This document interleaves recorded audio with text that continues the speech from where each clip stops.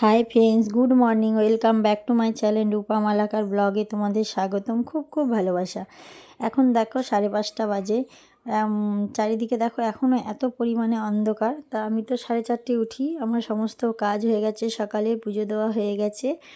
একটু আলো আলো হলো, তারপর তোমাদের সাথে শেয়ার করছি, দেখতে থাকো।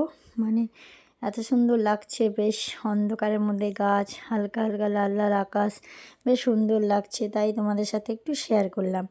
এই দেখো আমার তুলসী তলায় ধূপ দেখানো হয়ে গেছে, সমস্ত কাজই হয়ে গেছে। দেখো জল ভরা হয়ে গেছে। এবার দেখো বাজে 5:30, ওই 5:35 সেরকম বাজে। 5:30টার সময় দেখাচ্ছিলাম। একটু উপরে এলাম, উপরে একটু দরকারে এলাম। তারপর দেখো কি পরিমাণে কুয়াশা রাস্তাতে। বেলা হয়েছে আর কুয়াশা শুরু হয়ে গেছে। দিয়ে এই যে একটুখানি তোমাদের সাথে শেয়ার করলাম। দেখো ভিউটা বেশ সুন্দর লাগছে। তারপরে এই যে চা করতে বসলাম, এবার একটু চা খাবো। চা খাওয়ার পরে তোমাদের সাথে গল্প করছি আর আমি চা করছি। এবার চাটা খাই, খেয়ে তারপরে দেখি সংসারে কাজে নামি। সেইভাবে কিছুই শ্যুট করতে পারিনি, রান্না খুব একটা বেশি করিনি। আগের দিনে তরকারি ছিল বলে একটু ওই দেখতেই পাবে কি রান্না করেছি। এই যে এখন চা বসে দিয়েছি, চা ফুটছে আর তোমাদের সাথে গল্প করছি। তারপরে চলে এলাম ঘরে, এই যে বিছানা তুলতে। ছেলে স্কুল চলে যাওয়ার পর বিছানা টিছানা পুরো পরিষ্কার করে নিচ্ছি। পরিষ্কার করে তারপরে রান্নাতে নামবো। এখন বিছানা একটু বেশ টিপটাপ করে গুছিয়ে নিই, কারণ বিছানা যদি গুছানো থাকে না তাহলে মনটা শান্তি লাগে। বিছানা যদি নোংরা থাকে সত্যি করে একদম ভালো লাগে না। বিছানা বেশ টান টান করে পরিষ্কার করে রাখবো, তবেই ঘরের লুক চেঞ্জ হয়ে যাবে। আর বিছানাতে যদি নোংরা থাকে সত্যি কথা বলছি আমার একদম ভালো লাগে না। দেখো বিছানার বালিশ টালিশ সবই গুছিয়ে নিয়েছি।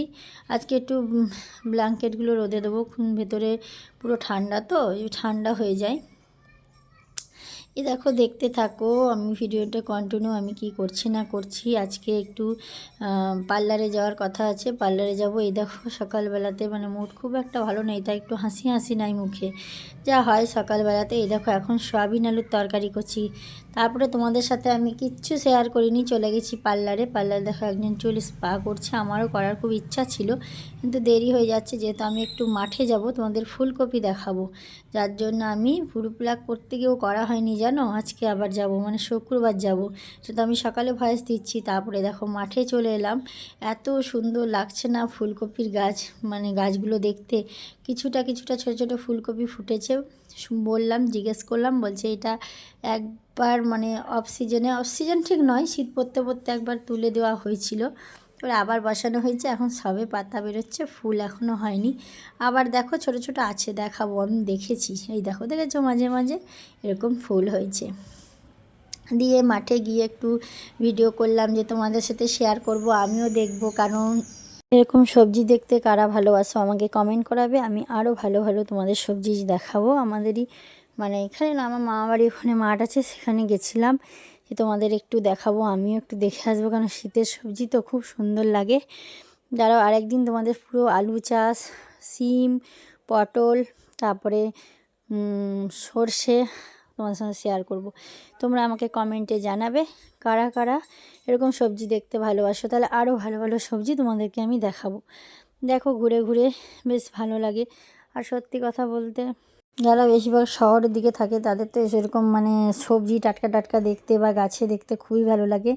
আমাদের এখানেও চাষ নেই, আমাদের মামাবাড়ি ওখানে চাষ, ওইখানকারই মানে ভিউ তোমাদের সামনে শেয়ার করলাম। আমার যেখানে শ্বশুরবাড়ি সেখানেও এরকম সবজি নেই, তা আমিও একটু দেখতে গেলাম, তোমাদেরও শেয়ার করলাম। তারপর সন্ধ্যেবেলা দেখো চলে গেলাম টেলারে, কটা চুড়িদার সেলাই করতে দেওয়া ছিল, সেই চুড়িদারগুলো আনতে। এই যে উনি একটা আলমারি নিচে, আলমারিটা বেশ সুন্দর লাগছে, তাই তোমাদের সাথে শেয়ার করলাম। এই যে বাড়িতে চলে এলাম, এই কুর্তি দুটো সেলাই করতেছেন, তোমরা কমেন্টে জানো কেমন হয়েছে। Good night, tata, bye bye. Like করবে, সাবস্ক্রাইব করবে, কমেন্ট করবে।